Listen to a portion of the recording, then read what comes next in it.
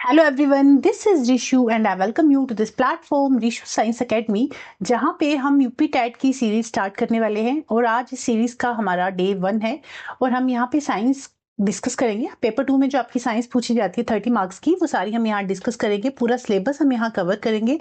And आज जो है मतलब इस सीरीज में हम 20 क्वेश्चन के सेट लगाया करेंगे। ठीक है, इसमें आपको प्रीवियस ईयर भी मिलेंगे, इसमें आपको मतलब सारे जितना भी सिलेबस है उस पर बेस्ड क्वेश्चंस मिलेंगे। ठीक है, तो हम 20 क्वेश्चंस का प्रैक्टिस सेट लगाएंगे। आज है हमारा प्रैक्टिस सेट 1। आज भी हम 20 क्वेश्चन डिस्कस करने वाले हैं। और इसके अलावा अगर आप चाहते हो डिटेल में पढ़ना, जो भी टॉपिक है आपके मतलब जो जितने भी चैप्टर्स हैं आपके सिलेबस के, वो अगर आपको इन डिटेल पढ़ना है तो इसके लिए एक सीरीज जो है चल रही है, उसमें हम 3 चैप्टर ऑलरेडी डिस्कस कर चुके हैं। अगर आपने नहीं देखी है तो वो सीरीज आप जरूर देखें, उसका लिंक मैं दे दूंगी डिस्क्रिप्शन में। ठीक है, कौन कौन से चैप्टर हमारे वहाँ हो चुके हैं? तो हमारा हो चुका है मैटर, एक चैप्टर जो है हमारा हुआ है सेल्स, थर्ड हुआ है टिश्यूज का। नेक्स्ट हम करने वाले हैं कंट्रोल एंड कोऑर्डिनेशन, जिसमें नर्वस सिस्टम, ब्रेन के बारे में सब कुछ हम इन डिटेल पढ़ेंगे वहां पे। ठीक है, तो इन डिटेल अगर आपको चैप्टर पढ़ना है तो आप उस सीरीज को भी जरूर देखें। बाकी यहाँ पे हम प्रैक्टिस सेट लगाया करेंगे 20 क्वेश्चंस का। ठीक है, तो चलिए स्टार्ट करते हैं अपनी आज की क्लास। एंड ये जो नोट्स हैं आपको मेरे Telegram channel Rishu science academy पे मिलेंगे। इस चैनल का लिंक मैं दे दूंगी डिस्क्रिप्शन बॉक्स में। और इसके अलावा डेली ही आपको क्लासेस मिलेंगी। एक्चुअली 5 डे वीक में 5 डेज आपको क्लासेस मिलेंगी। Monday, Tuesday, Wednesday, Thursday, Friday, Saturday, Sunday off रहेगा। मंडे को या मतलब जो 4 दिन है, ठीक है, 4 दिन में से 2 दिन आपको यूपी टेट की क्लास मिलेगी, 2 दिन आपको बीपीएससी की क्लास मिलेगी। एक दिन जो डिटेल चैप्टर हम कर रहे हैं वो मिलेगा, जो कि बीपीएससी के लिए भी इंपॉर्टेंट है और यूपी टेट के लिए भी इंपॉर्टेंट है। क्योंकि देखो साइंस का सिलेबस चेंज नहीं होता है। ऐसा नहीं है कि यूपी टेट में साइंस कुछ और पूछी जाएगी, सी टेट में कुछ और पूछी जाएगी, बीपीएससी में कुछ और पूछेंगे, DSSB में कुछ और पूछेंगे। बस लेवल इनका चेंज होता रहता है। तो आपके लेवल के, टीचिंग एग्जाम्स के लेवल के अकॉर्डिंग ही वो वाली सीरीज चल रही है जहाँ पे हम इन डिटेल चीज़ों को डिस्कस कर रहे हैं। ठीक है, वो सीरीज आप जरूर विजिट करें। एंड आज के 20 क्वेश्चन हैं इस तरह से बाइलिंगुअल लेके चलेंगे, हिंदी इंग्लिश दोनों में। और टोटल 20 क्वेश्चन हैं। ठीक है, चलिए फिर स्टार्ट करते हैं। और ये आपको टेलीग्राम चैनल पे मिल जाएंगे क्वेश्चन। चलिए, हमारा फर्स्ट क्वेश्चन है, what is the primary function of RBC? एक बारी रेड पेन ले लेती हूँ, है ना, टीचर्स को हैबिट होती है ना रेड पेन यूज करने की। यस,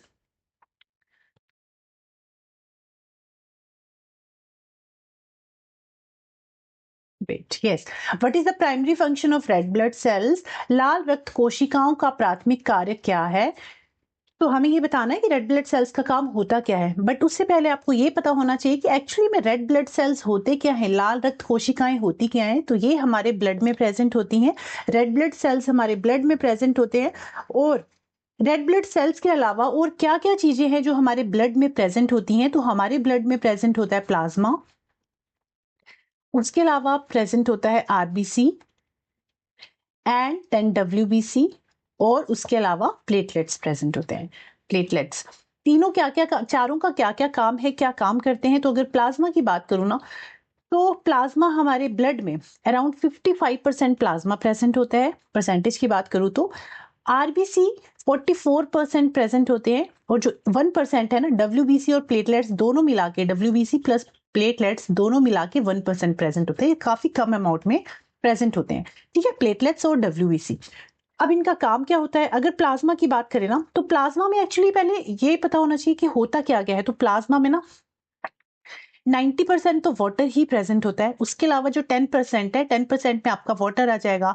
वाटर मतलब वाटर तो है ही, सॉरी, 90% वाटर है। उसके अलावा जो 10% है that is ions, salt, proteins, minerals and gases, ये सारी चीजें प्रेजेंट होती है। तो अगर मैं प्लाज्मा की बात करूं तो प्लाज्मा में 90% वाटर है और उसके अलावा जो 10% है उसमें आयंस, प्रोटीन्स, न्यूट्रिएंट्स वगैरह प्रेजेंट है। आरबीसी में, आरबीसी क्या है, 40, हमारे ब्लड में 44% जो है आरबीसी प्रेजेंट होता है। और आरबीसी का काम क्या होता है? एक्चुअली आरबीसी क्या करता है? आरबीसी ना, आरबीसी को हम इरिथ्रोसाइट्स भी कहते हैं। क्या कहते हैं? इरिथ्रोसाइट्स। आरबीसी का दूसरा नाम है, यहां लिख देती हूँ। आरबीसी को इरिथ्रोसाइट्स भी कहते हैं। क्या कहते हैं? इरिथ्रोसाइट्स। और कि क्या करते हैं, इट कंटेन्स हीमोग्लोबिन, इसके पास एक प्रोटीन होती है जिसका नाम है हीमोग्लोबिन। हीमोग्लोबिन, और ये हीमोग्लोबिन क्या करता है, ऑक्सीजन को ट्रांसपोर्ट करने में हेल्प करता है, क्योंकि हमें पता है हमारे सेल में जो रेस्पिरेशन की प्रोसेस हो रही है उसके लिए ऑक्सीजन बहुत जरूरी होता है। तो ये हीमोग्लोबिन क्या करेगा, ब्लड, मतलब जो ऑक्सीजन हमने इनहेल की है ना, रेस्पिरेटरी ट्रैक्ट के थ्रू जो ऑक्सीजन है हमारी कैपिलरीज में बाइंड करेंगी, और ये ऑक्सीजन ब्लड में मिक्स होके सारे बॉडी पार्ट्स के पास जाएगी ऑक्सीजन फॉर रेस्पिरेशन प्रोसेस। ठीक है, तो इस ऑक्सीजन को ट्रांसपोर्ट कौन कर रहा है, हीमोग्लोबिन कर रहा है। और हीमोग्लोबिन कहाँ प्रेजेंट है, रेड ब्लड सेल्स में प्रेजेंट है। ठीक है, तो आई होप आपको पता चल गया होगा कि आरबीसी का क्या काम होता है। आरबीसी के पास एक प्रोटीन है जिसका नाम है हीमोग्लोबिन, जो क्या करता है, ऑक्सीजन ट्रांसपोर्टेशन में हेल्प करता है। अगर बात करें डब्ल्यूबीसी की, व्हाइट ब्लड सेल्स की, तो व्हाइट ब्लड सेल्स को सोल्जर्स ऑफ द बॉडी भी कहा जाता है, क्योंकि व्हाइट, और इसका एक और नाम है ल्यूकोसाइट्स, ल्यूकोसाइट्स, और इसे सोल्जर ऑफ द बॉडी भी कहा जाता है। एंड ये क्या करता है, हमारी बॉडी को फॉरेन पार्टिकल से मतलब बचाता है, जो एंटीजेंस आ जाते हैं तो उनसे हमारी बॉडी को प्रोटेक्ट करता है। कौन, डब्ल्यूबीसी। उसके अलावा मतलब इन्फेक्शन से फाइट करता है, कौन फाइट करता है, डब्ल्यूबीसी। और प्लेटलेट्स क्या करते हैं, प्लेटलेट्स ब्लड क्लोटिंग में हेल्प करते हैं। प्लेटलेट्स, पेन, प्लेटलेट्स क्या करते हैं, ब्लड क्लोटिंग में हेल्प करते हैं। जब आपको चोट लग जाती है, कई बारी आपने देखा है कभी आपका हाथ कट गया, चोट लगी, तो उसमें से ब्लड निकलना शुरू हो जाता है, और कुछ टाइम बाद आप देखोगे कि उसके ऊपर एक क्लोट सा बन जाता है, ब्लड निकलना बंद हो जाता है। तो उस ब्लड क्लोटिंग में कौन हेल्प करता है, प्लेटलेट्स हेल्प करते हैं ब्लड क्लोटिंग में। ठीक है, तो हमारा जो ब्लड है, हमारे ब्लड में क्या क्या चीजें प्रेजेंट है, हमारे ब्लड में प्रेजेंट है प्लाज्मा, आरबीसी, डब्ल्यूबीसी, और उसके अलावा प्लेटलेट्स। ठीक है, तो एक मिनट, तो ये जो हमारा,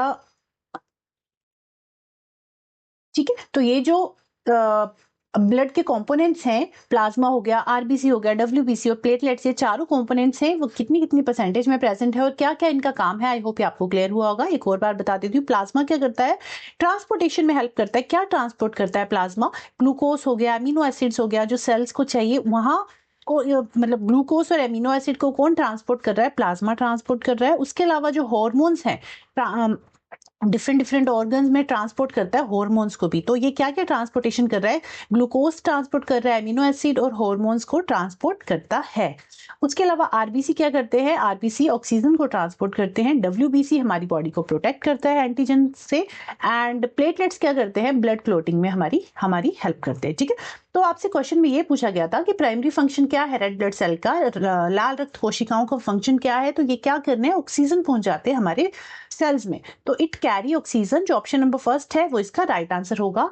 रेड ब्लड सेल्स क्या कर रहे हैं, ऑक्सीजन को ट्रांसपोर्ट कर रहे हैं। ठीक है, और ऑक्सीजन क्या कर रहा है, रेस्पिरेशन में हेल्प करता है सेल्स में। और रेस्पिरेशन की प्रोसेस कैसे होती है मैं बता देती हूँ आपको। देखो, ग्लूकोज होता है C6H12O6, ग्लूकोज पार्टिकल के साथ, ग्लूकोज के साथ, मॉलिक्यूल के साथ जो ऑक्सीजन बाइंड करेगा, तो इट कन्वर्ट्स इनटू, किस में कन्वर्ट हो जाएगा, carbon dioxide plus water and some amount of heat also released over here.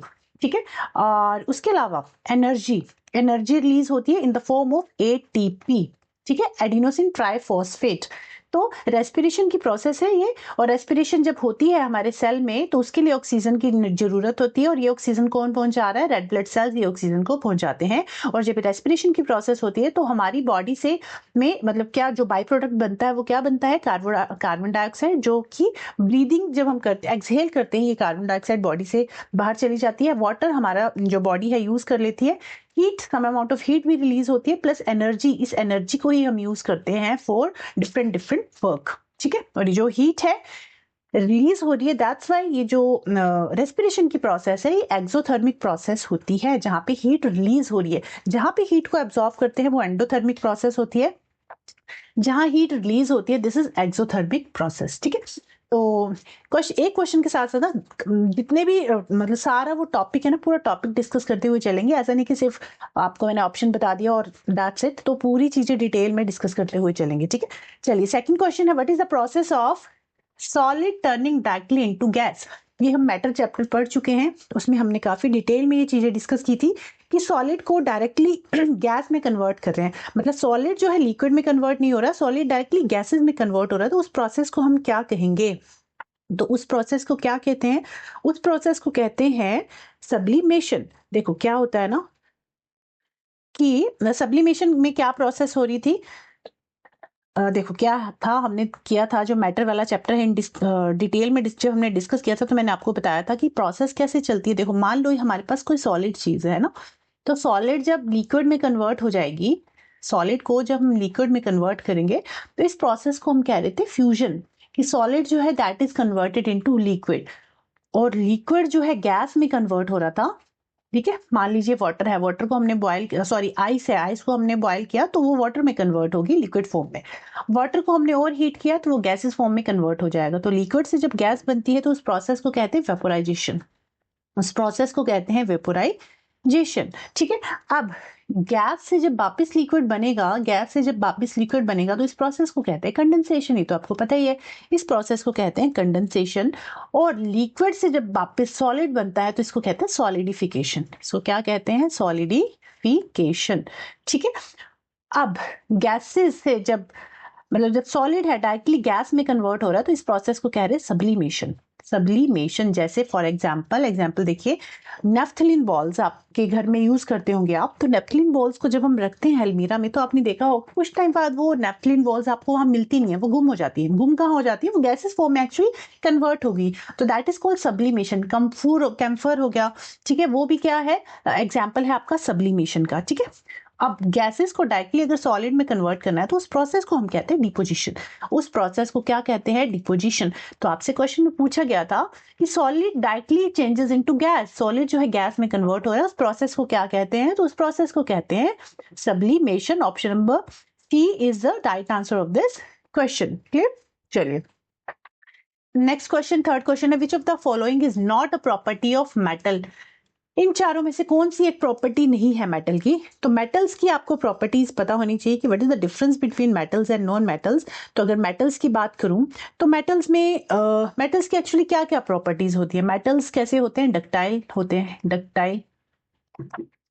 Metals are malleable in nature. अब डक्टाइल का मतलब क्या है? डक्टाइल मतलब उसको हम थिन शीट में ट्रांसफॉर्म कर सकते हैं, जो मेटल्स हैं उसको हम थिन शीट में ट्रांसफर कर सकते हैं, है ना। और उसके अलावा किन शीट में ट्रांसफर कर सकते हैं? जैसे फॉर एग्जांपल आप जो गोल्ड की चेन या सिल्वर की चेन आप पहनते हो तो वो क्या है? मेटल्स को आपने पीट पीट के एक थिन शीट बना दी, दैट इज को थिन शीट नहीं, थिन वायर बना देंगे, that is called ductile. Malleable का मतलब होता है कि आपने उस चीज को पीट पीट के थिन शीट में कन्वर्ट कर दिया। फॉर एग्जाम्पल गोल्ड हो गया, सिल्वर हो गया, एल्यूमिनियम हो गया, आप उसको पीट पीट के एक पतली सी शीट बना दे रहे हो, दैट इज कॉल्ड मेलिएबल। तो मेटल्स कैसे होते हैं? डक्टाइल नेचर के होते हैं। मेटल जो है मेलिएबल होते हैं। मेलिएबल का मतलब क्या होता है? हैमर्ड इनटू थिन शीट्स, है ना। उसके अलावा जो मेटल्स है उनमें शाइन होती है, उनमें लश्चर होता है। मेटल्स में क्या होता है? लश्चर। लश्चर मतलब शाइनी अपीयरेंस होती है उनमें। उसके अलावा सोनोरस होते हैं। सोनोरस का मतलब एक साउंड प्रोड्यूस होता है, जैसे आपके स्कूल में, स्कूल टाइम में, अब तो जैसे सायरन बजते हैं, पहले के टाइम में या फिर अभी भी कुछ जगहों पे है, जो आपके नेक्स्ट पीरियड है, एक पीरियड होने के बाद जो दूसरा पीरियड ओवर होता था, स्टार्ट होता था, तो बेल बजती थी टन टन टन, तो that is called sonorous sound. जो रिंगिंग साउंड प्रोड्यूस करे उसको कहते हैं सोनोरस, है ना। उसके अलावा जो मेटल्स हैं, मेटल्स का हाई मेल्टिंग और बॉइलिंग पॉइंट होता है। For example high melting point और हाई बॉइलिंग पॉइंट, है ना। जैसे फॉर एग्जांपल हो गया टंगस्टन। टंगस्टन को हम बल्ब में यूज करते हैं। क्यों यूज करते हैं? क्योंकि उसका काफी हाई मेल्टिंग और बॉइलिंग पॉइंट होता है, इसलिए उसको हम यूज करते हैं। और इसके अलावा गुड कंडक्टर्स होते हैं इलेक्ट्रिसिटी के। फॉर एग्जाम्पल कॉपर हो गया, तो copper is a good conductor of electricity. Metals क्या है? गुड कंडक्टर्स होते हैं इलेक्ट्रिसिटी के। गुड कंडक्टर ऑफ हीट है, good conductor of heat and electricity. अब एक्सेप्शंस भी हैं इसमें कुछ, और वो एक्सेप्शंस क्या है? देखो, अगर मैं बात करूं हार्डनेस की, है ना, अगर मैं बात करूं हार्डनेस की, तो ऑल मेटल्स आर हार्ड, ये नहीं कह सकती all metals are. Metal hard होते हैं बट कुछ मेटल्स ऐसे भी हैं जो सॉफ्ट होते हैं। For example sodium and potassium. Sodium और पोटाशियम मेटल्स है but we can cut it with knife, तो ये सॉफ्ट है। ये कुछ एक्सेप्शनल केस हैं जो आपको पता होने चाहिए। अगर हार्डनेस की बात करूं तो सोडियम और पोटाशियम काफी सॉफ्ट है, जिसको हम नाइफ से भी कट कर सकते हैं। उसके अलावा उसके अलावा मैं बात करूं, metals are solid at room temperature, metal जो है ना सॉलिड होते हैं रूम टेम्परेचर पे एक्सेप्ट मरकरी, मरकरी आपको पता है मेटल है but mercury is liquid at room temperature, है ना, तो ये भी एक्सेप्शन है एक मरकरी का भी। उसके अलावा और क्या एक्सेप्शन है, उसके अलावा एक्सेप्शन है आपका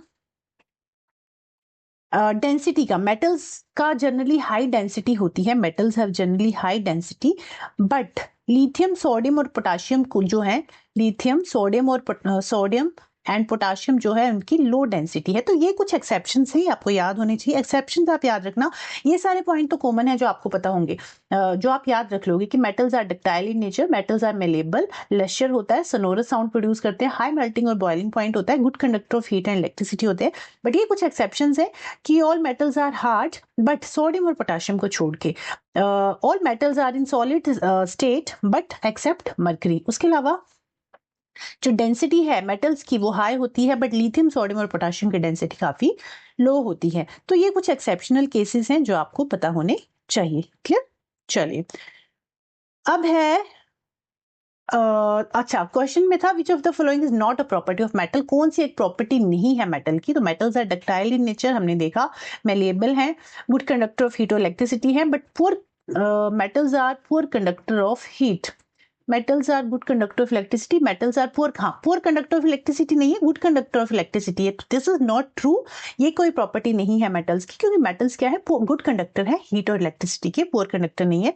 तो ये जो है राइट ऑप्शन नहीं है हमारे इस क्वेश्चन का। नेक्स्ट क्वेश्चन है which of the following is a property of chemical reaction, जो केमिकल रिएक्शंस होते हैं उसकी क्या एक प्रॉपर्टी है? तो हमने फिजिकल और केमिकल रिएक्शंस देखे हैं, फिजिकल चेंजेस केमिकल चेंजेस क्या होते हैं। तो फिजिकल चेंज की अगर मैं बात करूं, अगर फिजिकल चेंज की बात करें तो शेप और साइज में चेंज आता है, और केमिकल चेंजेस की बात करें तो इसमें न्यू सब्सटेंस की फॉर्मेशन होती है ना।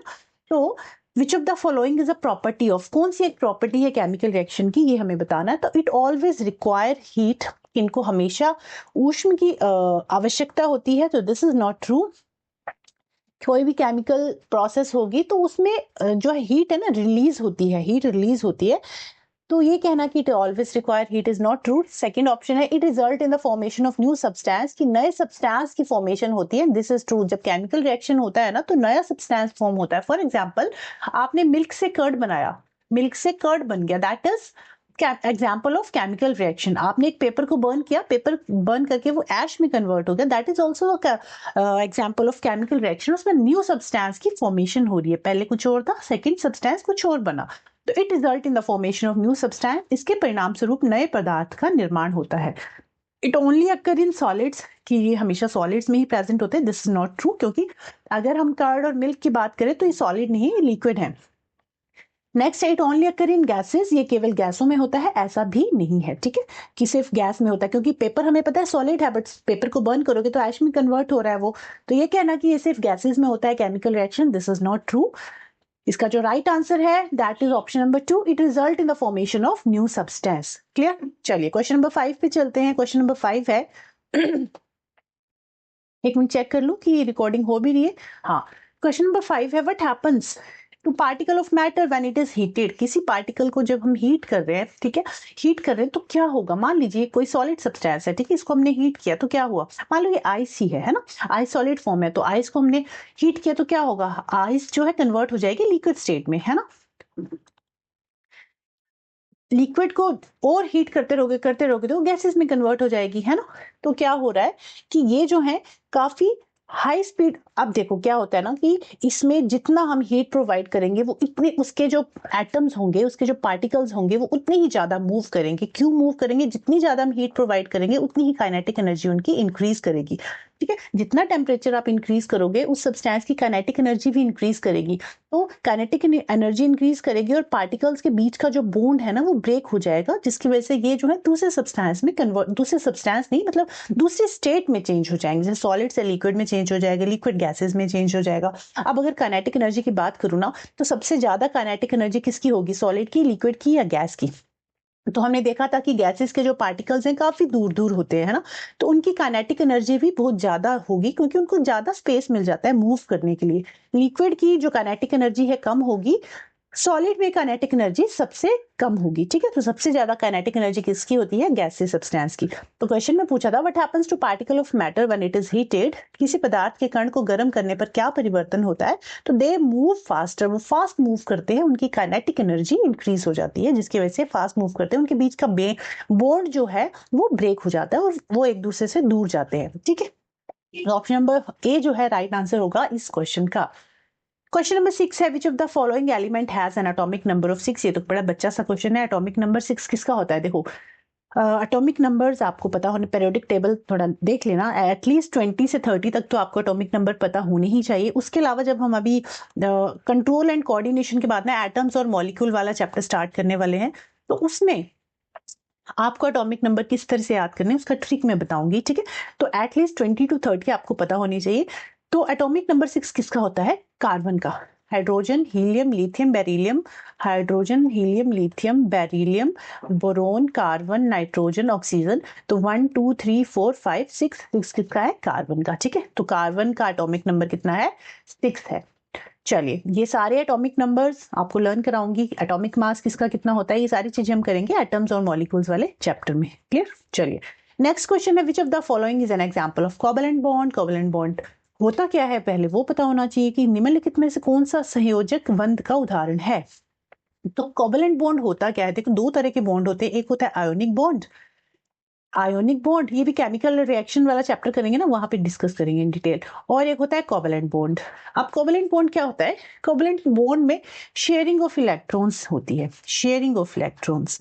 इसमें क्या हो रहा है? Sharing of electrons. Ionic bond में क्या होता है? Transfer of electrons. तो ये टर्म आपको पता होना चाहिए, transfer of electrons. Ionic bond में क्या हो रहा है? Transfer of electrons. Covalent bond में क्या हो रहा है? Sharing of electrons. For example देखो, मान लीजिए ये है हमारा हाइड्रोजन, है ना। तो हाइड्रोजन, अच्छा इसके अलावा एक और चीज है, थोड़ा सा मैं बता देती हूँ, बाकी इन डिटेल हम एटम्स और मॉलिक्यूल्स वाले चैप्टर में ही डिस्कस करेंगे। कोई भी एटम तब कब स्टेबल होता है? जब उसका जो ऑक्टेट है ना, उसका जो देखो 4 शेल होते हैं ना, KL, बहुत बड़ी स्कीम में आपने पढ़ा होगा, 4 शेल्स होते हैं इस तरह से, KLMN। ये K शेल है, ये L शेल, ये M और N। तो जब उसके शेल में, उसके आउटर मोस्ट शेल में 8 इलेक्ट्रॉन्स होंगे, तो हम कहेंगे ये जो एटम है that is it is stable. Hydrogen के केस में डुप्लेट, डुप्लेट मतलब 2 होने चाहिए, उसको स्टेबल होने के लिए उसके पास 2 इलेक्ट्रॉन होना जरूरी है। बाकी जितने भी एटम्स हैं उनको स्टेबल होने के लिए उनका जो ऑक्टेट है, उनका जो ये शेल है, आउटर मोस्ट शेल, इसमें 8 इलेक्ट्रॉन्स जो है होने चाहिए। अगर 8 इलेक्ट्रॉन्स है तो हम कहेंगे दिस इज स्टेबल, कि ये जो है ना स्टेबल है, ये एटम जो है दिस इज स्टेबल। तो हाइड्रोजन के केस में डुप्लेट और बाकी जितने भी एटम्स हैं उनके केस में ऑक्टेट कंप्लीट होना चाहिए, मतलब उसके पास 8 इलेक्ट्रॉन्स होने चाहिए, है ना। तो अब देखो, अब थोड़ा सा एग्जांपल देके समझाती हूँ। मान लीजिए हमारे पास हाइड्रोजन है, हाइड्रोजन का एटॉमिक नंबर कितना होता है? 1, है ना। बट उसको स्टेबल होने के लिए उसका डुप्लेट कंप्लीट होना चाहिए, उसके पास 2 इलेक्ट्रॉन्स होने चाहिए। तो ये क्या करता है? शेयर, एक दूसरे हाइड्रोजन, इसके पास भी एक एटम इलेक्ट्रॉन्स है, इसके पास भी एक, तो ये क्या करेंगे? आपस में एक दूसरे के इलेक्ट्रॉन्स को शेयर कर लेंगे, इस तरह से शेयरिंग कर लेंगे। तो इसके पास भी 2 हो जाएंगे, इसके पास भी 2 हो जाएंगे। तो मतलब हाइड्रोजन H2 इस तरह से लिखते हैं ना, दिस इज डायटोमिक। हाइड्रोजन जो है डायटोमिक है। इसने क्या किया? दोनों ने एक एक इलेक्ट्रॉन्स आपस में शेयर कर लिए एंड ये हो गया स्टेबल। तो ये हो गया स्टेबल। तो कोवैलेंट बॉन्ड में क्या होता है? Sharing of electrons. एक इलेक्ट्रॉन इसने शेयर किया, एक इलेक्ट्रॉन इसने शेयर किया, और ये दोनों हो गए स्टेबल। इन्होंने अपना जो डुप्लेट है वो कंप्लीट कर लिया और ये स्टेबल हो गए, है ना। तो ये होता है कोवैलेंट बॉन्ड, जिसमें शेयरिंग ऑफ इलेक्ट्रॉन्स होती है। अपने खुद को स्टेबल करने के लिए उन्होंने क्या किया? अपने इलेक्ट्रॉन्स को शेयर कर लिया, that is called sharing of electron. अब आयोनिक बॉन्ड क्या होता है?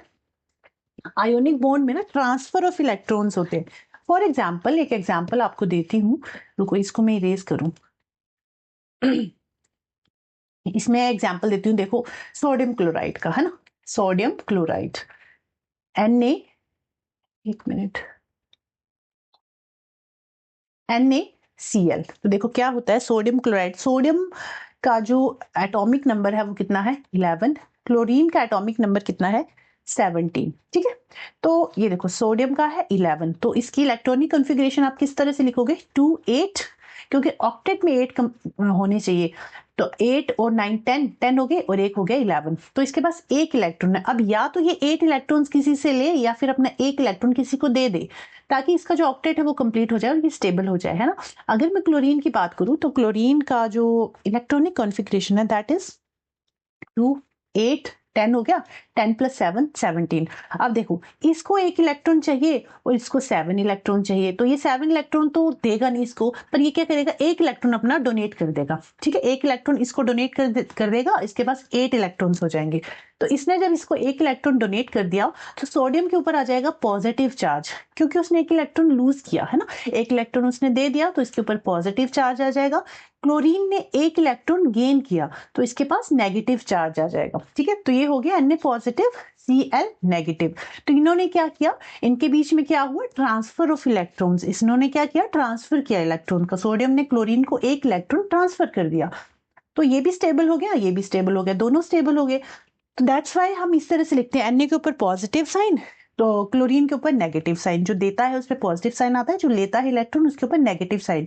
अब अगर 2 इलेक्ट्रॉन होते तो इस पे 2 नेगेटिव लिख देते, और ये 2 आयंस देता तो इस पे 2 पॉजिटिव लिख देते। अगर 2 इलेक्ट्रॉन देता तो 2 पॉजिटिव आ जाता, मतलब वो जितने इलेक्ट्रॉन देगा उतने का साइन आ जाएगा, जितने इलेक्ट्रॉन ये लेगा उतने का साइन आ जाएगा, 2 नेगेटिव 3 नेगेटिव। ठीक, तो Na पॉजिटिव Cl नेगेटिव, इस तरह से हम लिखते हैं। तो इन्होंने क्या किया, ट्रांसफर ऑफ इलेक्ट्रॉन हुई, उनके बीच का जो बॉन्ड बना that is ionic bond. Clear, ये हम लुईस डायग्राम जब पढ़ेंगे इन डिटेल केमिकल रिएक्शन वाले चैप्टर में, तब इन डिटेल डेप्थ में स्टडी करेंगे सारी चीजें, बट अभी के लिए आपको ये पता होना चाहिए what is the difference between covalent bond and ionic bond.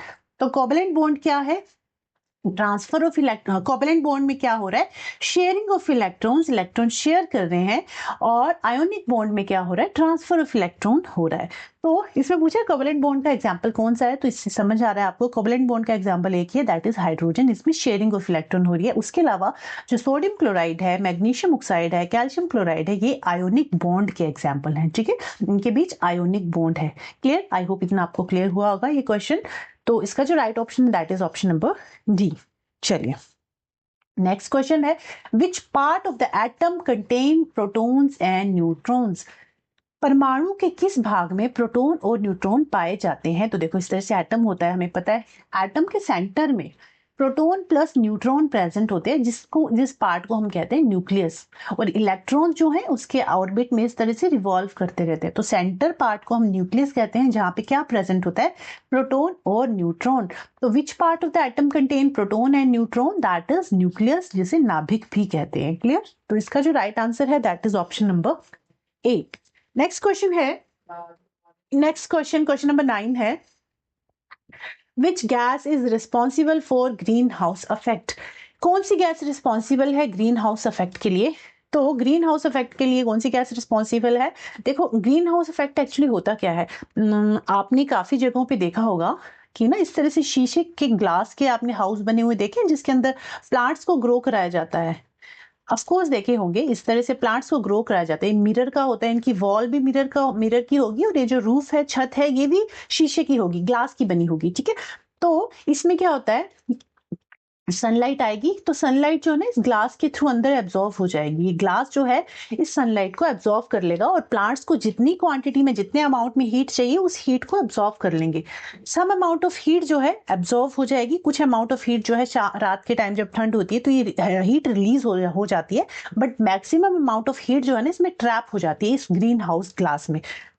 इसका जो नाम है ग्रीन हाउस इफेक्ट है। ग्रीन हाउस मतलब हरे प्लांट्स के लिए इस गैस को यूज कर रहे हैं, that's why it is green house. ठीक है, अब जैसे इस ग्लास के अंदर, जैसे ये ग्लास जो है ग्रीन हाउस गैसेस को मतलब सनलाइट को ट्रैप कर रहा है, वैसे ही हमारी अर्थ जो है ना वो भी इस तरह के प्रोसेस को यूज करती है। उसके अराउंड जो एटमॉस्फेयर है, ये जो एटमॉस्फेयर है, ये एटमॉस्फेयर क्या करता है, सनलाइट को, ये जो सनलाइट आती है उसको एब्जॉर्व कर लेता है। जो एटमॉस्फेयर है ना, इस सनलाइट को एब्जॉर्ब, जैसे ही शीशा ग्लास जो है इस सनलाइट को ट्रैप कर रहा है, वैसे ही हमारे अर्थ का जो सराउंडिंग है, जो एटमॉस्फेयर है, वो सनलाइट को ट्रैप कर लेता है, और अर्थ को जितना टेम्परेचर चाहिए हमारे सर्वाइवल के लिए, प्लांट्स के सर्वाइवल के लिए जो गैस ये चाहिए, हीट चाहिए, वो हमें सन से मिलती है और जो कि जरूरी भी है ना। ग्रीन हाउस इफेक्ट जो अच्छा भी है, तो ग्रीन हाउस इफेक्ट में कुछ मतलब जब एटमॉस्फेयर जो है इस हीट को एब्जॉर्ब करेगा, तो यहाँ पे एटमॉस्फेयर में ना कुछ गैसेस प्रेजेंट होती है जो इसको एब्जॉर्प्शन में हेल्प करते हैं।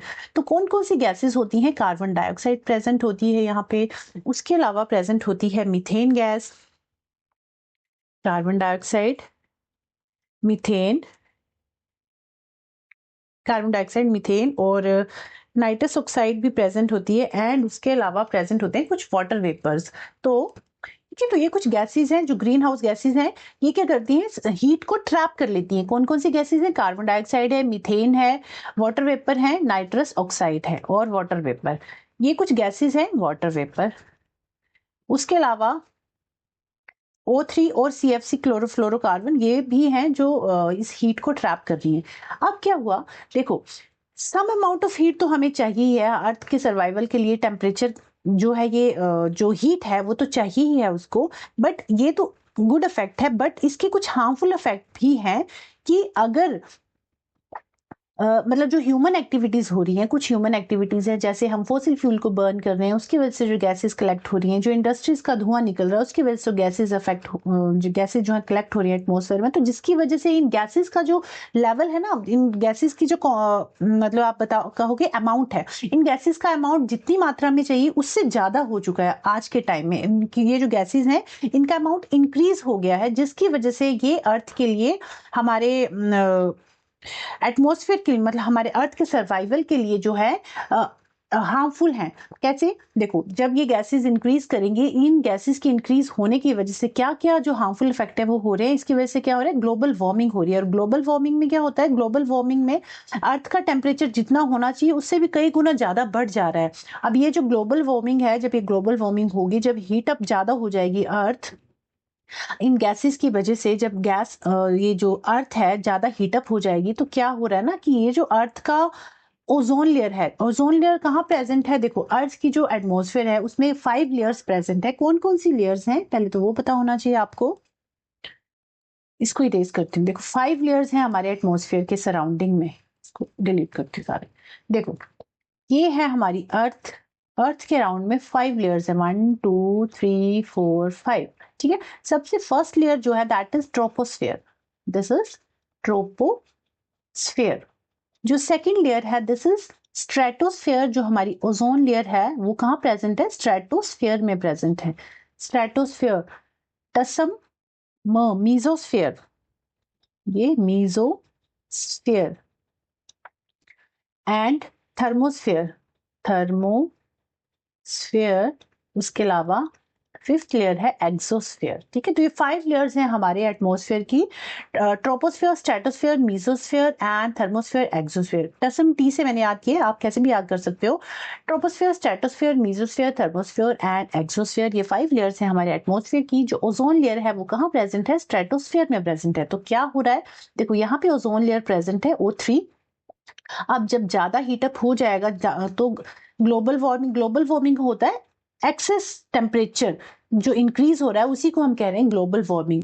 ठीक है, तो अब क्या हो रहा है? जो ये गैसेस हैं जो प्रोड्यूस हो रही है इंडस्ट्री से, हमारी एक्टिविटीज की वजह से, या फिर जो हम फॉसिल फ्यूल को बर्न कर रहे हैं उसकी वजह से गैसेस, हार्मफुल गैसेस रिलीज हो रही हैं। दैट इज उसमें से एक जो सबसे मेन कारण है ओजोन लेयर डिप्लीशन का, that is chlorofluorocarbon, CFC, chlorofluorocarbon. अब क्या होगा? ये जो ओजोन लेयर है O3, ये कैसे डिप्लीट हो रही है? जो क्लोरोफ्लोरोकार्बन है ना, इसका जो क्लोरीन है, ये क्या करेगा? इस तरह से ओजोन के एटम्स आपस में बाइंड है, ये क्लोरीन क्या करेगा? ओजोन लेयर को इस तरह से ब्रेक कर देगा। क्लोरीन जो है ऑक्सीजन के साथ बॉन्ड बना लेगा। तो इस तरह से ओजोन लेयर डिप्लीट होती जा रही है ना। उसका जो मेन रिस्पॉन्सिबल गैस है दैट इज क्लोरोफ्लोरोकार्बन। कई बार ये क्वेश्चन पूछा जाता है कि ओजोन लेयर डिप्लीशन का मुख्य कारण, मुख्य जो गैस है वो कौन है? तो दैट इज CFC, जिसका नाम है क्लोरोफ्लोरोकार्बन। और ग्रीन हाउस गैसेज जो मैंने अभी बताई आपको, कार्बन डाइऑक्साइड, मीथेन होगी, वाटर वेपर हो गया, नाइट्रस ऑक्साइड हो गया, ये क्या है? ग्रीन हाउस गैसेज हैं। कुछ अमाउंट में होना तो अच्छा है, बट जब एक्सेस हो जाए किसी भी चीज की, मतलब होता है ना किसी भी चीज का अति हो जाना, ज्यादा हो जाना, तो दैट इज नॉट गुड। तो ये जो गैसेस हैं ये हमारी ह्यूमन एक्टिविटीज की वजह से गैसेस इंक्रीज कर रही हैं, जिसके कुछ हार्मफुल इफेक्ट हो रहे हैं हमारे एटमॉस्फेयर पे, जो कि हमारे हेल्थ के लिए भी सही नहीं है। और अगर ओजोन लेयर डिप्लीट हो जाएगी तो सनलाइट की जो हार्मफुल रेडिएशंस है वो अंदर आ जाएंगी, जिसकी वजह से स्किन कैंसर होता है, काफी सारी बीमारी होती है, रेस्पिरेटरी ट्रैक्ट की प्रॉब्लम होगी, तो ये सारी प्रॉब्लम्स होती हैं। तो इसमें हमने क्या क्या कर लिया, ग्रीन हाउस इफेक्ट देख लिया, ग्रीन हाउस गैसेस कौन सी हैं ये देख लिया, ग्लोबल वार्मिंग की मेन कारण जो है गैस वो कौन सी है, ग्लोबल वार्मिंग होता क्या है, तो increase in temperature is called global warming. और ग्रीन हाउस इफेक्ट, इसका नाम ग्रीन हाउस इफेक्ट क्यों है वो मैंने अभी आपको बताया कि जो ग्लासेस बनाए होते हैं जिसमें हम प्लांट्स को ग्रो कराते हैं, तो वो जो अफेक्ट है, वो जो फिनोमिना है उसका और हमारी अर्थ का जो फिनोमिना है एटमॉस्फेयर का, दोनों ही सेम है, मिलते जुलते हैं, उसी से इंस्पायर होके ग्रीन हाउस इफेक्ट जो है प्लांट्स के लिए बनाए गए हैं। ठीक है, तो ये जो ग्रीन हाउस इफेक्ट की गैसेस हैं, कौन कौन सी गैस है जो रिस्पॉन्सिबल है ग्रीन हाउस के लिए, तो हमने कौन कौन सी गैसेस की, carbon dioxide, methane, nitrous oxide और वाटर वेपर। तो आपका जो राइट आंसर होगा that is carbon dioxide. Carbon dioxide जो है मेन गैस है फॉर ग्रीन हाउस इफेक्ट। ठीक है, तो इसका जो राइट आंसर है that is option number 2। Question number 10 है, what is the SI unit of acceleration. SI unit क्या है एक्सेलरेशन का, तो एक्सेलरेशन एक्चुअली होता क्या है, एक्सेलरेशन जो एक्सेलरेशन किस तरह से आप डिफाइन करते हो, फोर आपने पढ़ी होगी, ये न्यूटन का सेकंड लॉ आपने पढ़ा होगा, that is force is equal to mass into acceleration, sorry force is equal to mass into acceleration, है ना। कैसे लिख, तो ऐसा यूनिट जो है एक्सेलरेशन की that is metre per second square. अभी आगे न्यूटन का लॉ डिस्कस करेंगे ना, वहां बताती हूँ फिर। Metre per second square. अब एक्सेलरेशन एक्चुअली होता क्या है, देखो आपने गाड़ी जब ड्राइव करते हो तो आपने देखा होगा, हम कहते हैं ना गाड़ी को एक्सेलरेट करना, एक्सेलरेट करते हैं, एक्सेलरेट करते हैं तो क्या होता है, स्पीड बढ़ जाती है, उसकी वेलोसिटी बढ़ जाती है। तो एक्सेलरेशन है क्या एक्चुअली, एक्सेलरेशन क्या है, acceleration is the rate of change of velocity, rate of change of velocity, rate of change of velocity per unit time, पर unit time, that is called acceleration. अब वेलोसिटी और speed में क्या difference होता है ये मैं पहले ही आपको बता चुकी हूँ। देखो स्पीड में हम डायरेक्शन नहीं देखते, वेलोसिटी में हम डायरेक्शन भी देखते हैं। ठीक है, तो एक्सेलरेशन क्या है, rate of change of velocity per unit time, और इसका जो यूनिट है that is metre per second square. तो आपका जो राइट आंसर हो जाएगा that is option number A, metre per second square. Okay, next question है, an object travel 10 metre east and then 10 metre west, what is its displacement. एक वस्तु 10 metre पूर्व से 10 मीटर पश्चिम की ओर यात्रा करती है तो उसकी विस्थापन क्या है। देखो डिस्टेंस और डिस्प्लेसमेंट में अगेन यही फर्क है, डिस्प्लेसमेंट में हम डायरेक्शन भी देखते हैं, डिस्टेंस में हम डायरेक्शन नहीं देखते, है ना। देखो इस तरह से क्या है, डायरेक्शंस है हमारी ईस्ट, वेस्ट, नॉर्थ, साउथ। तो एक पर्सन है या एक ऑब्जेक्ट है जो 10 मीटर ईस्ट की तरफ यहां से चला, ईस्ट की तरफ चला, ईस्ट की तरफ चला मतलब वेस्ट से गया चला और ईस्ट की तरफ चला 10 मीटर, 10 मीटर ईस्ट की तरफ चला, एंड फिर उसने क्या किया, वापिस 10 मीटर वो वेस्ट की तरफ चला। वो पर्सन यहाँ था, मान लीजिए यहाँ से 10 मीटर ईस्ट की तरफ चला, फिर ईस्ट से वापस 10 मीटर वेस्ट की ओर आ गया, मतलब जितना वो चला था, जहां से वो चला था वापस वहीं पे आ गया, है ना। तो इसकी डिस्प्लेसमेंट कितनी हुई, इसकी डिस्प्लेसमेंट होगी 0। 10 मीटर चला, 10 मीटर वापिस आ गया, तो डिस्प्लेसमेंट तो जहां से चला था वहीं वापिस आ गया, तो उसकी जो डिस्प्लेसमेंट है दैट इज 0 मीटर। तो इसका जो राइट आंसर होगा दैट इज 0 मीटर। ठीक है, नेक्स्ट क्वेश्चन है, which law explain the relationship between force and motion. Force और मोशन के बीच का जो रिलेशन है वो कौन डिफाइन करता है, तो वो डिफाइन करता है न्यूटन्स सेकंड लॉ। न्यूटन्स का सेकंड लॉ है जो है वो क्या कहता है, देखो तीनों लॉज मैं आपको बताती हूँ, न्यूटन का first law, second law and third law, बाकी इन डिटेल तो चैप्टर में डिस्कस करेंगे। फर्स्ट लॉ क्या कहता है, फर्स्ट लॉ कहता है कोई भी ऑब्जेक्ट वो रेस्ट पे ही रहेगा, या कोई ऑब्जेक्ट रेस्ट पे है ना, या फिर अगर वो रेस्ट पे है तो रेस्ट पे ही रहेगा जब तक उस पे हम कोई फोर्स अप्लाई नहीं करेंगे, और अगर कोई ऑब्जेक्ट मोशन पे है तो मोशन पे ही रहेगा अगर उस पे हम कोई एक्सटर्नल फोर्स नहीं लगाएंगे। This is Newton's first law. ठीक है, इफ नथिंग पुशेस और pull an object it will not start और नॉट स्टॉप और नॉट चेंजेस द डायरेक्शन। अगर किसी पे उस पे कोई एक्सटर्नल फोर्स नहीं लगाएंगे तो वो मूव नहीं करेगा। ठीक है, या फिर वो मूव कर रहा है तो वो स्टॉप नहीं करेगा। फॉर एग्जाम्पल कोई एक बुक है, book is lying on the table, तो जब तक आप इस पे एक्सटर्नल फोर्स नहीं लगाओगे ये मूव नहीं करेगी। ठीक है, या फिर कोई बॉल आपने थ्रो किया और वो बॉल मूव कर रहा है, जब तक आप उस पर कोई फोर्स नहीं लगाओगे बॉल जो है, चाहे वो फ्रिक्शनल फोर्स ही क्यों ना हो, वो बॉल जो है स्टॉप नहीं होगी। ठीक है, this is Newton's first law कि कोई भी ऑब्जेक्ट है it will remain at rest और keep moving in a straight line at the same speed unless an external force applied on it. मतलब फर्स्ट लॉ ये कह रहा है आपका कि कोई भी ऑब्जेक्ट रेस्ट पे रहेगा या मोशन पे रहेगा अगर उस पर कोई फोर्स नहीं लगेगी तो। ठीक है, सेकेंड लॉ क्या कहता है, सेकेंड लॉ कहाँ गया, हाँ सेकेंड लॉ कहता है, सेकेंड लॉ की जो इक्वेशन है that is force is equal to mass into acceleration. Force is equal to mass into acceleration. अब कितनी एक्सेलरेशन हमें करनी है, मतलब कितना एक्सेलरेशन लगेगा, इट डिपेंड्स ऑन कि हम कितनी फोर्स उस पर अप्लाई कर रहे हैं। जितना ज्यादा हम फोर्स अप्लाई करेंगे उतनी ही ज्यादा वो चीज एक्सेलरेट करेगी। तो सेकेंड लॉ कहता है कि force is equal to mass into acceleration. ये क्या है, हमारा सेकेंड लॉ है, न्यूटन का सेकेंड लॉ। ठीक है, फोर्स एफ से फोर्स, एम से मास, ए से एक्सेलरेशन। ठीक है, अब किसी चीज को जितना हार्ड आप हिट करोगे वो उतना ही ज्यादा मूव करेगा। बट अगर कोई दो ऑब्जेक्ट हैं, एक हैवी है एक लाइट है, मान लो ये है हमारे पास बॉल, ये है हमारे पास स्टोन। ठीक है, तो जो हैवी ऑब्जेक्ट है ना इट मूव स्लोअर। जब उसको दोनों को अगर आपने सेम फोर्स के साथ पुश किया तो जो हैवी ऑब्जेक्ट है वो थोड़ा स्लो मूव करेगा, जो लाइट वेट ऑब्जेक्ट है वो फास्ट मूव करेगा। ठीक है, दोनों को अगर आपने इक्वल फोर्स से मूव करवाया तो। ठीक है, तो आपको ये बस याद रखना है सेकंड लॉ क्या है, force equal to mass into acceleration. जितना आप चीज को एक्सेलरेट करोगे उतनी ही, मतलब चीज कोई भी चीज उतनी ज्यादा एक्सेलरेट होगी जितना ज्यादा फोर्स आप अप्लाई करोगे। ठीक है, फॉर एग्जांपल एक फुटबॉल है, वो फास्ट मूव करेगी एज कंपेयर टू स्टोन जब आपने दोनों को सेम फोर्स से हिट किया तो। ठीक है, जो हैवी ऑब्जेक्ट है वो धीरे मूव करेगी, जो लाइट वेट ऑब्जेक्ट है फास्ट मूव करेगी अगर सेम फोर्स अप्लाई की है तो। ठीक है, तो फर्स्ट लॉ क्या हो गया, फर्स्ट लॉ हो गया कि कोई भी चीज रेस्ट पे है तो रेस्ट पे रहेगी, मोशन पे है तो मोशन पे रहेगी अगर आपने कोई एक्सटर्नल फोर्स नहीं लगाई। सेकेंड लॉ कहता है force equal to mass into acceleration.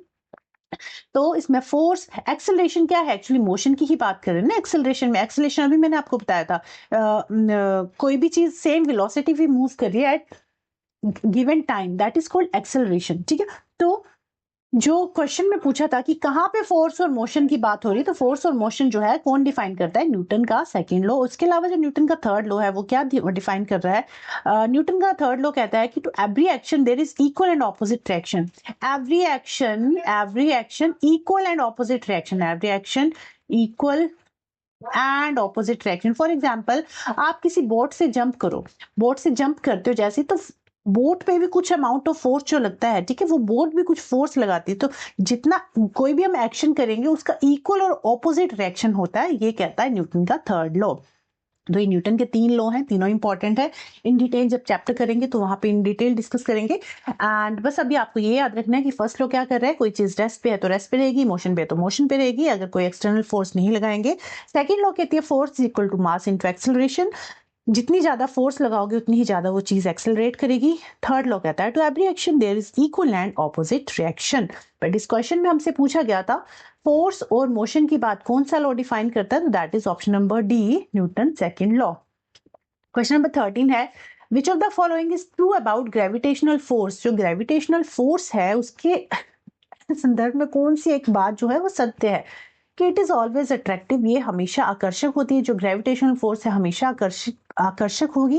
It is a constant force, ये एक कांस्टेंट फोर्स है। ये it depends on the colour of the object. ये it is a non contact force. तो ये जो ग्रेविटेशनल फोर्स है ये एक नॉन कॉन्टैक्ट फोर्स है। देखो दो तरह की फोर्सेस हमने की हैं, एक है कॉन्टैक्ट फोर्स, दो तरह की फोर्स होती हैं, कॉन्टैक्ट फोर्स, एक होती है non contact force. Contact force होती है जब दो चीजें आपस में कॉन्टैक्ट में है। For example muscular force, muscular force जो है कॉन्टैक्ट फोर्स का एग्जाम्पल है।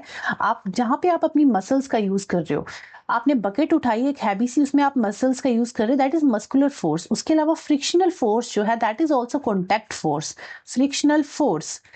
अगर हम बात करें नॉन कॉन्टैक्ट फोर्स की, तो नॉन कॉन्टैक्ट फोर्स में इलेक्ट्रोस्टैटिक फोर्स जो है that is non contact force, electrostatic force. Gravitational force जो है this is also an example of, किसका एग्जाम्पल है ग्रेविटेशन फोर्स भी, ये एग्जाम्पल है आपका नॉन कॉन्टैक्ट फोर्स का। एक और है मैग्नेटिक फोर्स, मैग्नेटिक फोर्स भी किसका एग्जांपल है? नॉन कॉन्टैक्ट फोर्स का। तो तीनों एग्जांपल नॉन कॉन्टैक्ट फोर्स के हैं, इलेक्ट्रोस्टैटिक फोर्स भी, ग्रेविटेशनल फोर्स भी, और third one is magnetic force. तो तीनों ही आपस में कॉन्टैक्ट में नहीं है, that's why it is called non contact force. तो ये जो ग्रेविटेशनल फोर्स है, this is non contact force. Next question है 14, which organelle is present in animal cell but absent in most plant cells. अगर आपने सेल वाला chapter देखा होगा तो इस क्वेश्चन का आंसर आप इजीली फाइंड आउट कर लोगे। देखो, हमने प्लांट सेल्स और एनिमल सेल्स के बारे में पढ़ा था, प्लांट सेल और एनिमल सेल। क्या मेजर डिफरेंस है जो आपको पता होनी चाहिए प्लांट सेल और एनिमल सेल के बारे में? कुछ कुछ ऑर्गेनेलिज तो सेम होती हैं दोनों की, बट कुछ ऑर्गेनेलिज ऐसी हैं जो दोनों में डिफरेंट है। अगर मैं बात करूं एनिमल सेल की, तो एनिमल सेल के पास सेल वॉल नहीं होता, एनिमल सेल के पास सेल वॉल नहीं होता है। प्लांट सेल में सेल वॉल प्रेजेंट होता है, सेल वॉल प्रेजेंट होता है। प्लांट सेल में प्लास्टिड्स प्रेजेंट होते हैं, प्लास्टिड्स प्रेजेंट होते हैं। एनिमल सेल में प्लास्टिड्स एब्सेंट होते हैं, ठीक है। प्लांट सेल में के पास लार्ज वैक्यूल होता है, एक बड़े साइज का वैक्यूल होता है। एनिमल सेल्स में छोटे छोटे वैक्यूल्स होते हैं और न्यूमरस होते हैं, स्मॉल वैक्यूल होता है और काफी सारे होते हैं। प्लांट सेल के पास सिर्फ एक ही वैक्यूल होगा और एनिमल सेल के पास छोटे छोटे काफी सारे वैक्यूल्स होंगे। तो ये कुछ डिफरेंस है इन दोनों में, जो मेन डिफरेंस है वो बता रही हूँ आपको।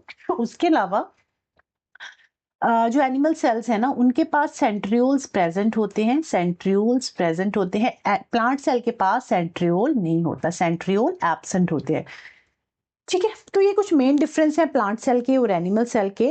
हाँ, उसके अलावा एनिमल सेल के पास लाइजोसोम्स, लाइजोसोम्स यहाँ लिख देती हूँ, लाइजोसोम होते हैं जिसे सुसाइडल बैग कहते हैं। प्लांट सेल के पास लाइजोसोम एब्सेंट होता है, इसके पास लाइजोसोम नहीं होता, ठीक है। तो क्वेश्चन में हमसे पूछा था which organelle is present in animal cell.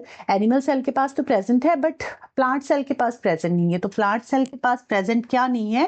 Plant cell के पास लाइजोसोम प्रेजेंट नहीं है, क्लोरोप्लास्ट प्रेजेंट है, सेल वॉल प्रेजेंट है, वैक्यूल प्रेजेंट है। क्लोरोप्लास्ट प्लास्टिड का ही एक टाइप है, 3 टाइप के हमने प्लास्टिड्स किए थे, क्लोरोप्लास्ट, क्रोमोप्लास्ट, ल्यूकोप्लास्ट, है ना। Chloroplast is responsible for chlorophyll pigmentation, जो कि फोटोसिंथेसिस में हेल्प करता है। क्रोमोप्लास्ट फ्लावर के या फ्रूट का जो कलर होता है उसके लिए रिस्पॉन्सिबल है, और ल्यूकोप्लास्ट जो है कलरलेस प्लास्टिड होता है जो स्टोरेज में हेल्प करता है प्लांट्स की। तो ये तीनों चीजें तो प्रेजेंट है बट लाइजोसोम प्लांट सेल के पास प्रेजेंट नहीं होता है, ठीक है। तो ये मेन डिफरेंसेस हैं दोनों के बीच में जो आपको पता होनी चाहिए। उसके अलावा माइटोकॉन्ड्रिया हो गया, राइबोसोम हो गया, गोल्जी बॉडीज होगी, एंडोप्लाज्मिक रेटिकुलम हो गया, ये दोनों में ही प्रेजेंट है, प्लांट सेल में भी और एनिमल सेल में भी, ठीक है। आई होप आपको ये क्वेश्चन क्लियर हुआ होगा। उसके अलावा नेक्स्ट क्वेश्चन है chromosomes are made up of. Chromosomes किससे बने होते हैं? तो क्रोमोसोम्स क्या होते हैं? न्यूक्लियस के अंदर जो जेनेटिक मटेरियल हमारा प्रेजेंट है ये न्यूक्लियोलस है, जो कि राइबोसोम की सिंथेसिस करता है। और यहाँ पे इस तरह से क्रोमैटिन फाइबर्स प्रेजेंट होते हैं। जब इनमें सेल डिवीजन होने शुरू हो जाता है तो ये क्रोमैटिन फाइबर्स आपस में इस तरह से जुड़ जाते हैं, जिसे कहते हैं क्रोमोसोम्स। और ये जो क्रोमोसोम्स हैं ये किससे बने होते हैं? This chromosome is made up of protein and DNA.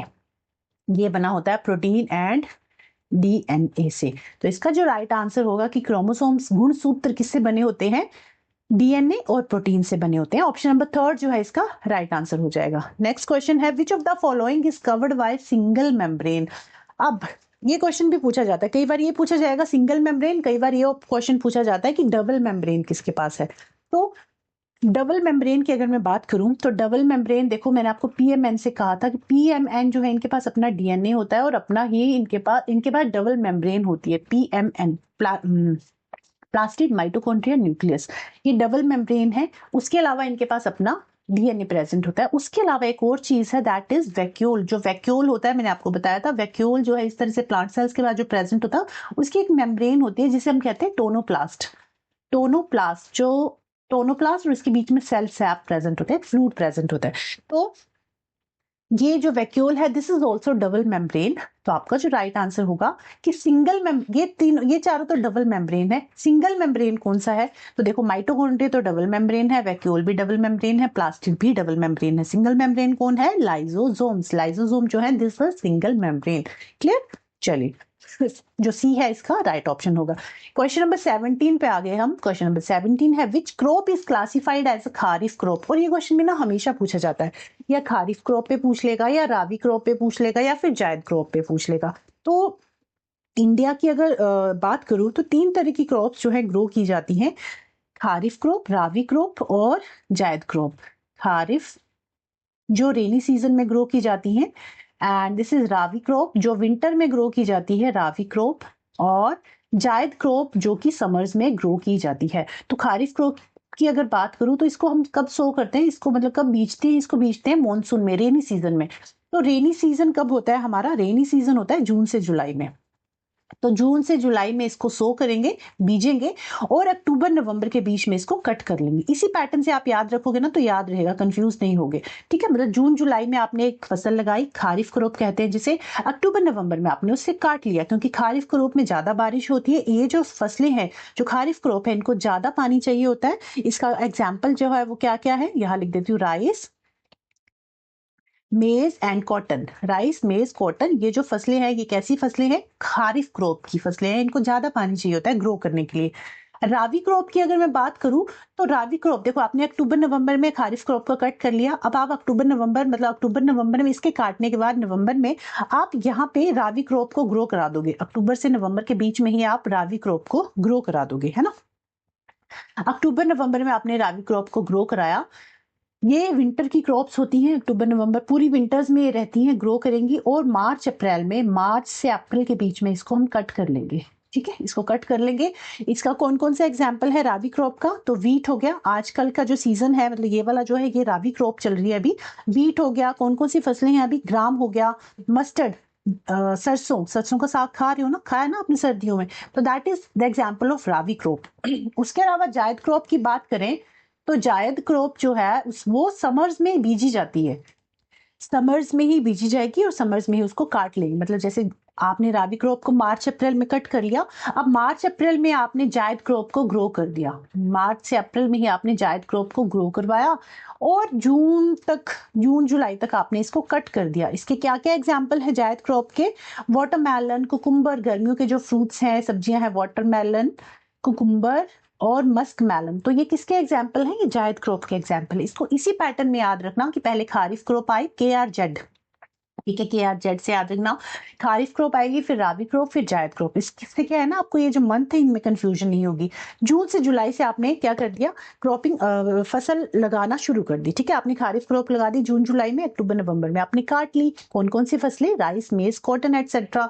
Ravi crop की बात करूं तो खारिफ क्रॉप के बाद आप रावी क्रॉप को ग्रो कराओगे, जो कि विंटर्स में ग्रो करेगी, अक्टूबर से नवंबर में। इसमें कम पानी चाहिए होता है। मार्च से अप्रैल में आप इसको कट कर लोगे। वीट, ग्राम, मस्टर्ड इसके एग्जाम्पल है। जायद क्रॉप जो है रावी क्रॉप के बाद आप जर्मिनेट कराओगे, सो कराओगे, सॉरी, मार्च से अप्रैल में आप इसको सो करोगे, जून में काटोगे। इसके एग्जाम्पल हो गए watermelon, cucumber, musk melon etcetera. अब जून में आपने इसको काट लिया, फिर जून जुलाई में फिर से आप खारिफ क्रॉप को ग्रो कराओगे। तो ये पैटर्न इसी तरह से चलता रहता है। तो 3 मेन क्रॉप्स हैं इंडिया की, खारिफ क्रॉप, रावी क्रॉप और जायद crop. Okay,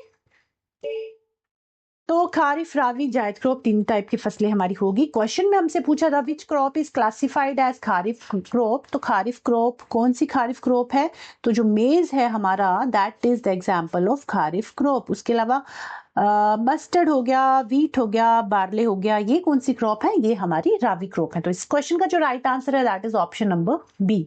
clear, I hope ये क्वेश्चन आपको क्लियर हुआ होगा। उसके अलावा नेक्स्ट क्वेश्चन है which cropping pattern involve growing crops in a specific sequence. कौन सी फसल पद्धति में फसलों को एक विशिष्ट क्रम में उगाया जाता है, उस प्रोसेस का क्या नाम है, उसका नाम है क्रॉप रोटेशन। मतलब आपने कोई क्रॉप ग्रो करवाई, ऑप्शन नंबर ए जो है राइट आंसर होगा आपके इस क्वेश्चन का। आपने कोई क्रॉप ग्रो करवाई, उसके बाद आप क्या करोगे, 1-2 महीने के लिए उस लैंड को बैरन रहने दोगे, मतलब ऐसे खाली रहने दोगे। उसके बाद उस पर घास फूस उगेगा, उसको आप कट कर लोगे। उसके बाद आप उस पर कोई और फसल ग्रो कराओगे, जिसे हम कहते हैं क्रॉप रोटेशन। पहले आपने कोई और क्रॉप ग्रो कराई, कट करके इस पे घास फूस उगा, ठीक है, सॉइल की फर्टिलिटी के लिए इंपॉर्टेंट होता है। उसके बाद उसने उस पर कुछ और क्रॉप जो है ग्रो करवा दी। इस तरह की जो क्रॉपिंग पैटर्न है उसको क्रॉप रोटेशन कहते हैं, फसल चक्र कहते हैं। ठीक है, 19th क्वेश्चन है what is the speed of sound in water. Water में साउंड की स्पीड कितनी होगी। तो अगर मैं साउंड की बात करूँ ना, तो सबसे ज्यादा फास्ट जो स्पीड होती है साउंड की, वो ट्रेवल करेगी सॉलिड में, लिक्विड में एंड गैसेस में सबसे स्लो। मतलब सबसे फास्ट जो है सॉलिड में ट्रेवल करेगा, लिक्विड में उससे कम, गैसेस में उससे कम। ठीक है। साउंड जो सबसे ज्यादा सॉलिड में फास्ट करेगा और ट्रैवल करेगा, फास्ट ट्रैवल करेगा सॉलिड में, लिक्विड में उससे कम, गैसेज में उससे कम। तो सॉलिड में जो वाटर साउंड की स्पीड होगी सॉलिड में, दैट इज 5000 मीटर पर सेकेंड। लिक्विड में जो स्पीड होगी दैट इज वो होगी 1500 मीटर पर सेकेंड। और गैसेस में जो स्पीड होगी वो सबसे कम होगी 343 मीटर पर सेकेंड। तो हमसे पूछा है साउंड इन वाटर, तो वाटर क्या है, एक लिक्विड है, तो लिक्विड में जो साउंड की जो स्पीड होगी वो कितनी होगी, 1500 मीटर पर सेकेंड। तो आपका जो राइट आंसर होगा that is option number D. Solid में 5000 और गैसेस में 343 मीटर पर सेकेंड होती है स्पीड।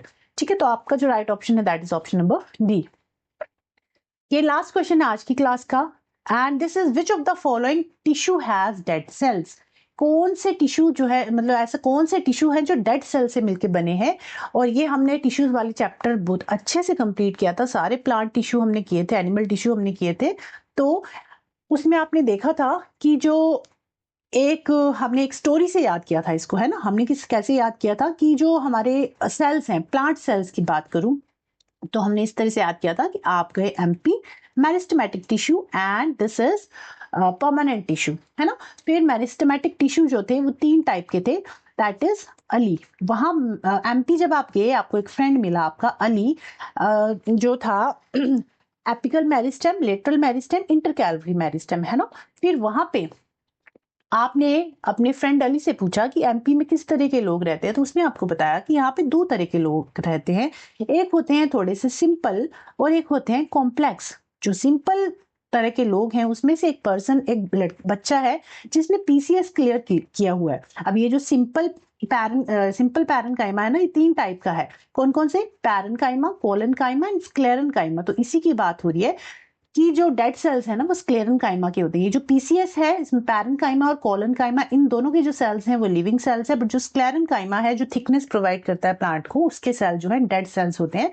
तो इस तरह से हमने ये सारे सेल्स याद किए थे। और ये जो सी था कॉम्प्लेक्स तरह का, एक कॉम्प्लेक्स तरह के जो लोग थे उसमें 2 भाई थे। जो एक भाई था वो जाइलम लाता था, एक भाई फ्लोएम लाता था, पानी लाता था, एक भाई खाना लाता था। फिर जाइलम और फ्लोएम भी 4 टाइप्स के टिश्यूज हमने किए थे। तो इन डिटेल ये चैप्टर हमने डिस्कस किया हुआ है, उस वीडियो को भी आप जरूर विजिट करें अगर आपने टिश्यू को कंप्लीटली अच्छे से ट्रिक के साथ पढ़ना है तो। बाकी इस क्वेश्चन में ये पूछा गया कि कौन से टिश्यू के सेल डेड होते हैं, तो स्क्लेरेन्काइमा के टिश्यूज डेड होते हैं। उसके अलावा पैरेन्काइमा और कोलेनकाइमा प्लांट टिश्यू हैं, इनके सेल जो है लिविंग है, एपिथेलियल टिश्यू भी लिविंग सेल्स है। तो सी जो स्क्लेरेन्काइमा है, this is the right answer of this question. तो आज के टोटल 20 क्वेश्चन हो गए हमारे कंप्लीट। यहाँ पे ये क्वेश्चंस आपको मिल जाएंगे Telegram channel Rishu science academy पे। इसी तरह से 20 क्वेश्चन के सेट हम लगाते रहेंगे, आपकी जो प्रिपरेशन है वो चलती रहेगी। और इन डिटेल अगर आपको चैप्टर पढ़ना है तो चैप्टर भी हमारे साथ साथ चल रहे हैं, तो वो वीडियो भी आप विजिट कर सकते हो, ठीक है। उसके अलावा अब मिलेंगे हम नेक्स्ट क्लास में नेक्स्ट 20 क्वेश्चन के साथ। और इन क्वेश्चंस में प्रीवियस ईयर भी है और बाकी मिक्स्ड क्वेश्चन, मिक्स फॉर्म में क्वेश्चन जो है लेके चल रही हूँ। फिजिक्स, केमिस्ट्री, बायो तीनों ही जो आपका इंपॉर्टेंट सिलेबस है, सिलेबस के अकॉर्डिंग हम चीजें डिस्कस कर रहे हैं यहाँ पे, ठीक है। और ये सब चीजें एनसीईआरटी बेस्ड है। तो stay connected with me, and ये नोट्स आप डाउनलोड कर लेना रिशु साइंस अकेडमी से। नेक्स्ट क्लास आपको मिलेगी कल, टुमारो, यानी कि फ्राइडे को, है ना। चलिए मिलते हैं नेक्स्ट क्लास में, तब तक के लिए बाय बाय, टेक केयर।